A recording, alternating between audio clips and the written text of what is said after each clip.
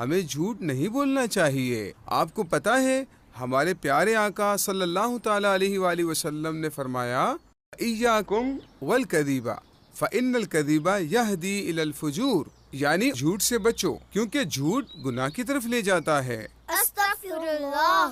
دیکھیں، اگر آپ کو لگ رہا ہے کہ آپ لوگ کوئی غلطی کریں گے اور بعد میں سچ بول کر اس غلطی کو مان لیں گے تو میں آپ پر غصہ کروں گا، ایسا بالکل بھی نہیں ہے۔ لیکن یہ بات ضرور ہے، اگر آپ نے ریموٹ چھپایا ہے تو سچ بول دیں، کوئی بھی آپ کو کچھ نہیں کہے گا۔ بابا جان، میں نے مدنی چینل پر امیر اہل سنت کا بھی ایک ایسا ہی بیان سنا تھا جس میں آپ فرما رہے تھے کہ چھوٹے بچوں کو ان کی غلطی پر بہت پیار سے سمجھانا چاہیے۔ جی ہاں، ایسا ہی ہے۔ جس طرح بڑوں کو بچوں کی غلطی پر انہیں پیار سے سمجھانا چاہیے، اسی طرح بچوں کو بھی چاہیے کہ اگر ان سے کوئی غلطی ہو جائے تو سب سے پہلے اپنے بڑوں کو آ کر بتائیں تاکہ بڑے ان کی اصلاح کر سکیں۔ مجھے غوث پاک رحمت اللہ تعالی علیہ کا وہ واقعہ یاد آ رہا ہے۔ آپ کو ڈاکوؤں نے پکڑ لیا تھا اور آپ سے پوچھا کہ تمہارے پاس کیا ہے، تو آپ نے بنا ڈرے سچ سچ بتا دیا کہ میرے پاس اتنے اتنے پیسے ہیں، جبکہ وہ پیسے جو غوث پاک کے پاس تھے ڈاکوؤں کو ڈھونڈنے سے کبھی بھی نہیں مل سکتے تھے۔ پھر تو بابا جان غوث پاک رحمت اللہ علیہ کا کافی نقصان ہو گیا ہوگا۔ بیٹا، نقصان کے ڈر سے جب ہم جھوٹ بولتے ہیں تو ہو سکتا ہے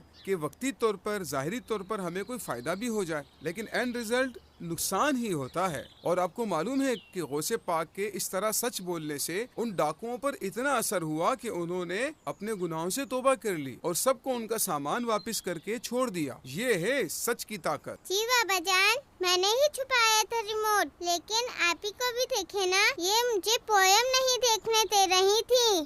کہاں چھپایا ہے؟ یہ لیں، یہ رہا۔ شاباش کہ آپ نے سچ بولا۔ لیکن بیٹا، اس طرح صوفے میں ریموٹ یا کوئی بھی چیز چھپانے سے صوفہ خراب بھی ہو سکتا ہے، اور اگر وہ چیز اس گیپ سے اندر چلی جاتی تو ہمیں صوفہ کھلوا کر اسے نکلوانا پڑتا، جس میں پیسے بھی لگتے اور پریشانی بھی ہوتی۔ سوری بابا جان۔ کوئی بات نہیں بیٹا، آئندہ کبھی بھی جھوٹ مت بولیے گا۔